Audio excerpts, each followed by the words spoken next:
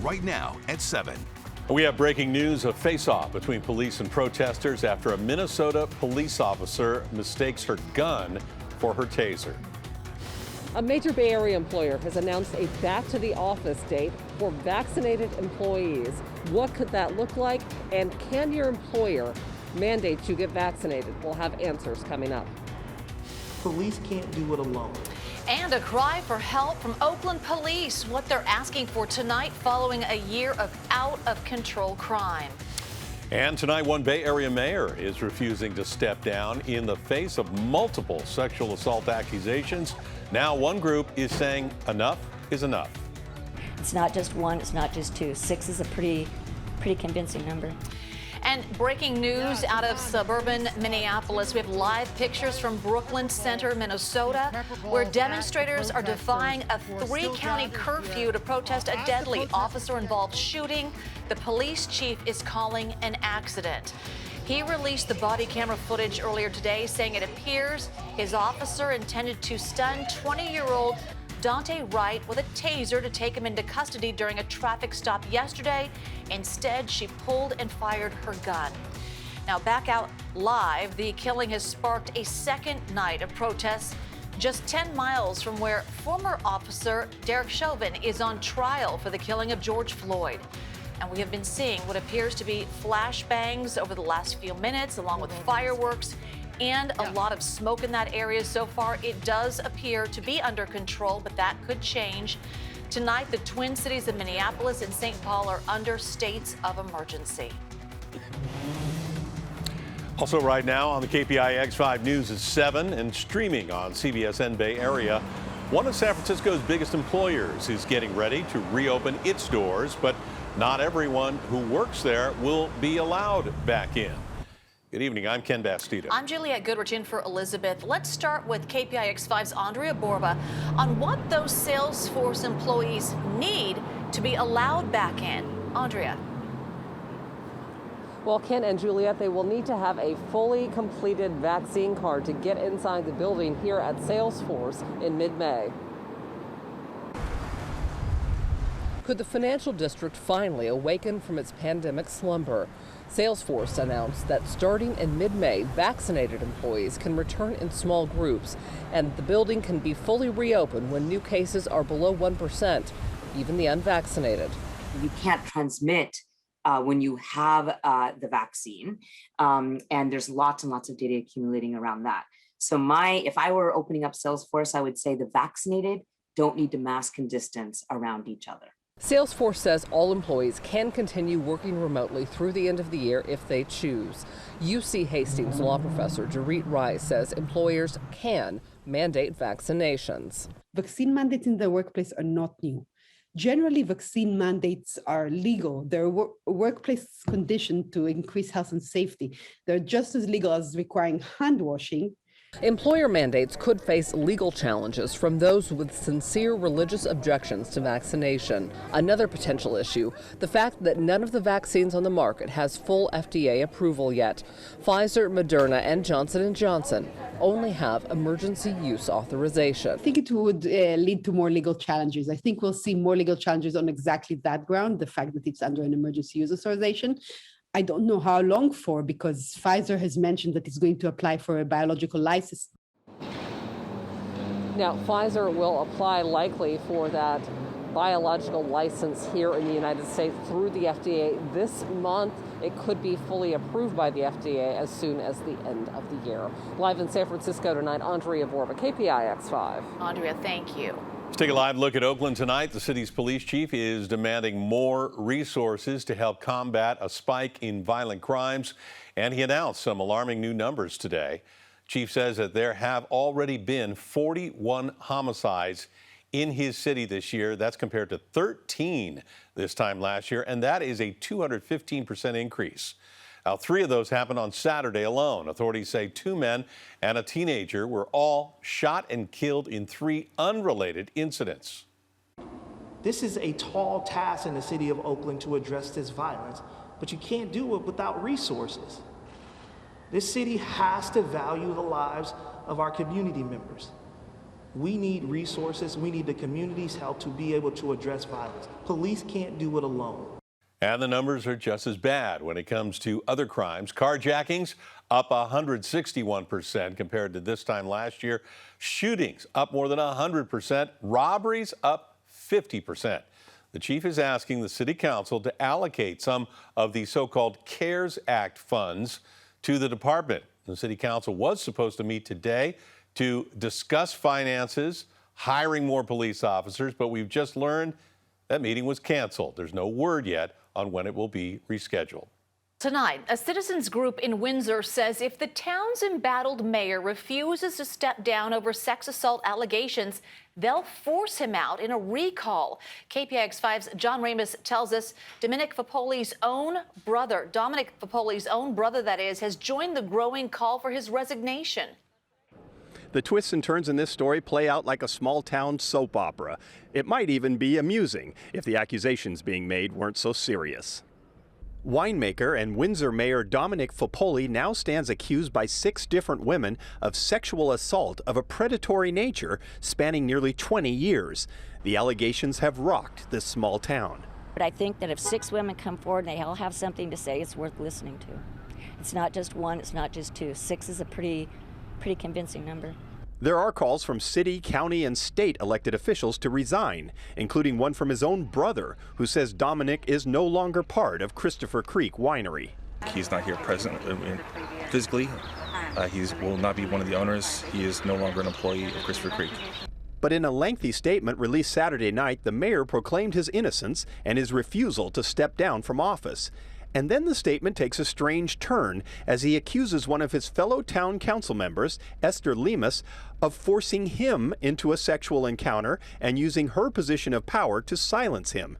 Ms. Lemus's attorney believes it is retaliation for Lemus's call for Fapoli to resign. It's classic abusive behavior. I mean, it's unfortunately not surprising to me. I've seen it in the criminal justice system where people deflect and come out and attack. So today, a group of citizens opened an official committee to begin the process of forcing Fapoli out in a recall. There's still a chance for him to do the right thing and resign. But if he doesn't do that, we have a very large coalition of residents who are ready to remove him from office. Once a notice of intent to recall is filed, the committee will have 120 days to gather enough signatures from registered voters for it to qualify for the ballot. In Windsor, John Ramus, KPIX 5. Tonight, the Sonoma County DA has turned the case over to the State Attorney General's office for possible prosecution, citing a conflict of interest. The Sheriff's Office is also assisting with the investigation. Well, there's a new push in San Francisco to get middle and high schoolers back into the classroom. Just a few hours ago, students and parents rallied outside San Francisco Unified's central office, and they're urging the district to release a plan to bring back upper grades back this spring. As of now, there is no timeline for those middle and high schoolers. They have every right, just as any other student, to be in the classroom where they learn best, they thrive best, to be close to their peers, to be close to their teachers in person. They do better in school. San Francisco's pre-K through second graders did return to class at more than 35 schools today. Next week, it's grades 3 through 5, and the rest will come back in waves. It took a lot of work, and it took a lot of, honestly, people putting aside the drama and their differences and doing what's in the best interest of the children. I want us to be able to be at a better place and to do more and to allow more kids to be here. But at the end of the day, this is better than what it was, and so I'm going to appreciate this moment. And 2 schools in East Bay are also now back in session. San Leandro Unified launched its hybrid model to all grades. And in Berkeley, students in grades 3 through 9 went back to school today. Grades 10 through 12 will follow next week. Muslims across the Bay Area are getting ready to mark another Ramadan holiday during the pandemic. The holy month begins tomorrow and is a time for prayers and reflection. Now, those who observe the holiday fast from sunrise to sunset and will partake in nightly feasts. And we spoke to some people in San Bruno who say this year feels a little brighter than last year. the feeling that they are happy because they can get together with their relatives, because in the month of Ramadan, Muslims gather a lot at iftar time with their relatives, and they see more people than regular months. This year's Ramadan ends the evening of May 12th. Up next, why 2 counties are teaming up tonight at one of the Bay Area's biggest mass vaccination sites. And the report card is out tonight on California's roads and bridges, and the grade given by the White House is not good. Plus, the feds are now handing out thousands of dollars to help with funerals related to COVID, how to apply and why it's causing anger. Is an insult to the memory of these beloved ones who are now no longer with us. And then later, a plan to revitalize one big South Bay neighborhood now has an unusual twist. What we are proposing is that the city of San Jose purchase these empty buildings. Temperatures across the Bay Area today were all over the place. As we look towards downtown, you can see the camera shaking around a little bit because of the onshore breeze. That kept temperatures in the 50s near the water, but into the low 80s farther inland. The wind gets stronger tomorrow, so that means a cool down for everybody. We'll take a look at the details coming up in your forecast. And coming up all new tonight at 11, solar panels on your roof for no money down. It sounds like a great deal, but for many low-income Bay Area homeowners, it's been the exact opposite. I definitely think that we've seen some predatory behavior. Watch PACE funding pitfalls tonight on the KPIX 5 News at 11, and we'll be right back.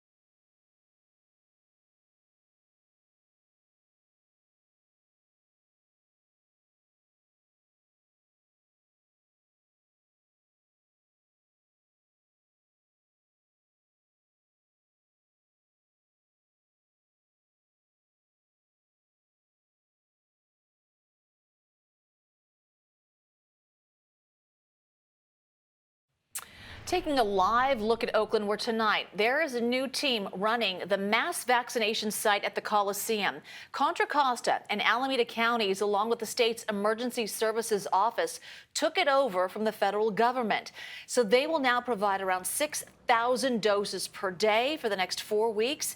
Anyone 16 and older who live in the 2 counties are eligible to sign up for a shot. There will also be 4 mobile sites made possible through this new partnership. We are really not all that worried about capacity and the ability to handle that at the Coliseum or really at any of our sites. We currently, for the next 7 days, have about 5,000 appointments available. So I can't say strongly enough, book your vaccine appointment now.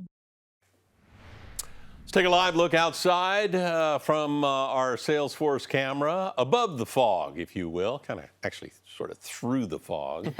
As we look north, that is the Golden Gate Bridge there, and sun blasting up over the top. And you had a term I haven't heard before, sea haze, which really summed that up pretty well. Yeah, kind of just the leftover fog didn't completely clear out, but it wasn't thick enough to be fog. It's not smoke haze that we see in wildfire season or during the winter. Okay.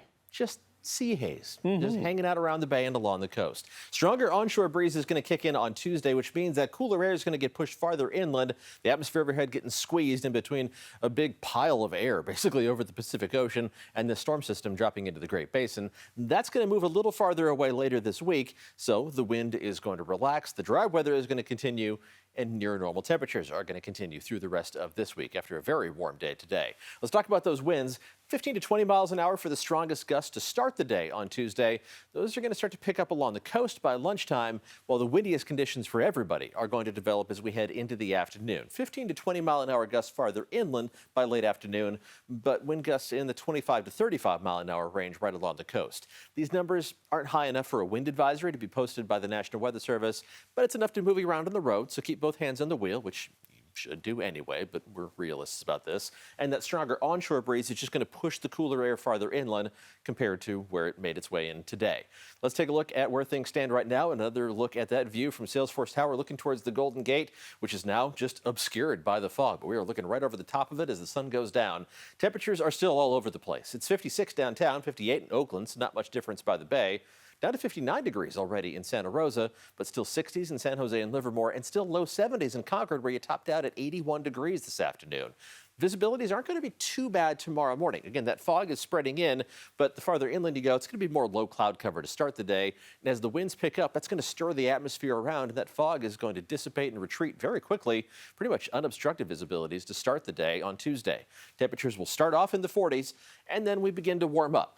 Not much of a warm-up along the coast and around the bay, mostly in the 50s throughout the day, but temperatures inland reaching up into the upper half of the 60s for most inland parts of the Bay Area by midday, with high temperatures reaching into the 70s for the North Bay, inland in the East Bay, upper 60s close to 70 degrees in the Santa Clara Valley, just short in San Jose, but only low to maybe mid-60s around the bay and mid-50s along the coast. Those temperatures aren't going to change much as we head through the rest of the work week, but a significant chance of above-average temperatures in the 2-week outlook from the Climate Prediction Center, and to go along with that, a significant chance of below-average precipitation. So the dry part of the forecast doesn't change at all. The big warm-up starts to kick in this weekend. Temperatures very warm inland, but a nice little warm-up around the bay and along the coast to look forward to as well. I'll have another update coming up at 11 o'clock. All right, thank you. Well, let's take a live look now at our top headlines tonight at the White House. President Biden is pushing his $2.3 trillion infrastructure plan. He released a state-by-state list of infrastructure needs.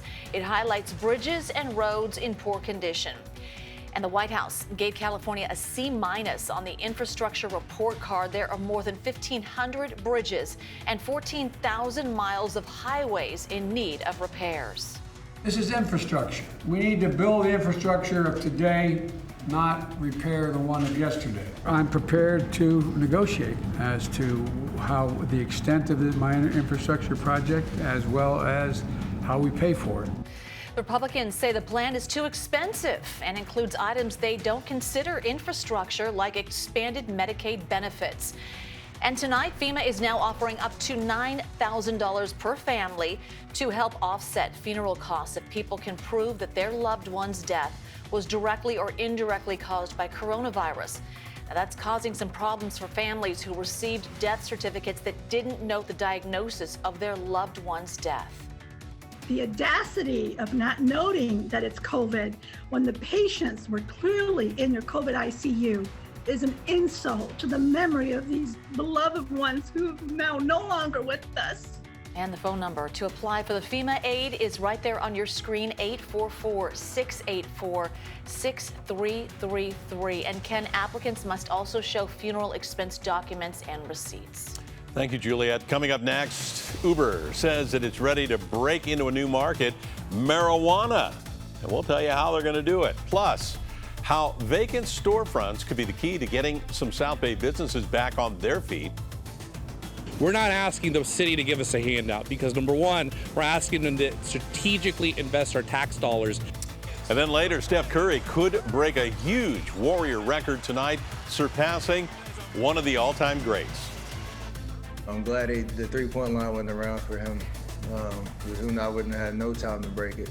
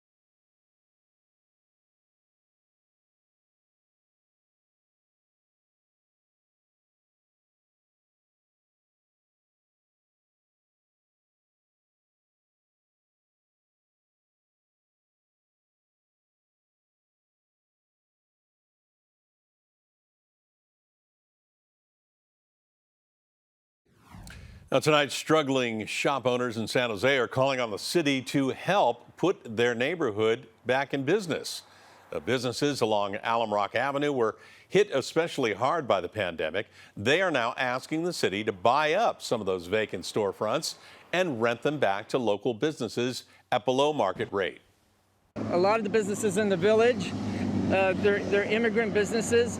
And they just really been struggling. We're not asking the city to give us a handout because, number one, we're asking them to strategically invest our tax dollars to buy assets that are going to continue appreciating in value. Well, tonight, Uber's CEO says the company could break into the cannabis delivery market. That's once federal regulation allows it to do so.